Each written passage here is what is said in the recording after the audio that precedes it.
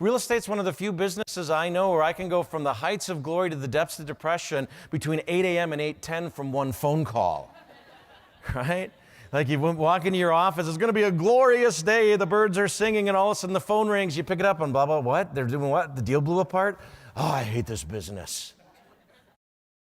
So we've got to have that first and foremost, it's that piece. Number two, it's a healthy ego. Now let's talk about ego for a moment.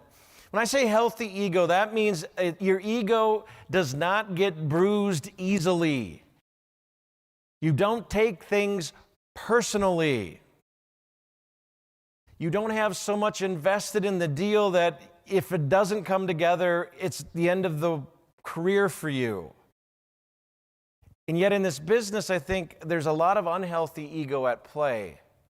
And I always think about it this way, because I'm always thinking about the other negotiator when we're negotiating in a transaction.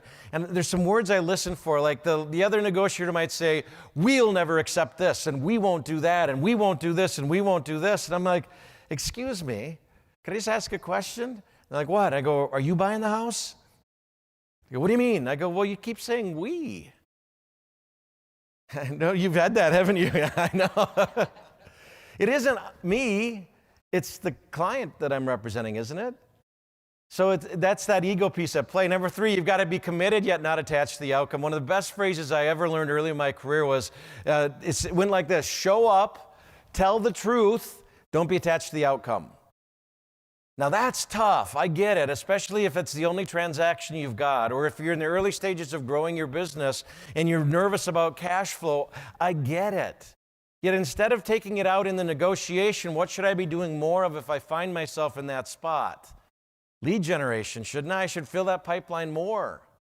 I should fill that pipeline more, because when I have that pipeline filled, I can stay unattached to outcomes. Now, unattached doesn't mean not caring. So I want to be really clear about that. Unattached does not mean not caring. You care for the client, you do what's best, you fulfill on your fiduciary obligation, yet if for some reason you can't get it together, it's not the end of the world. And that's that not being attached. Number four is you're professional, open-minded, and solution-oriented. Man, I could do a whole 3 hours on that line. Unfortunately, in our industry, the professional part, I think, is such a crucial piece. Isn't it fair to say that in a negotiation, one of the best skills I think we can bring is to stay unemotional? Yeah, that's not our job. It's emotional for the buyer. It's emotional for the seller. As the agent, our job is to be the buffer or the filter. Let them vent, take what their venting really meant, and communicate that. Don't take the venting and vent.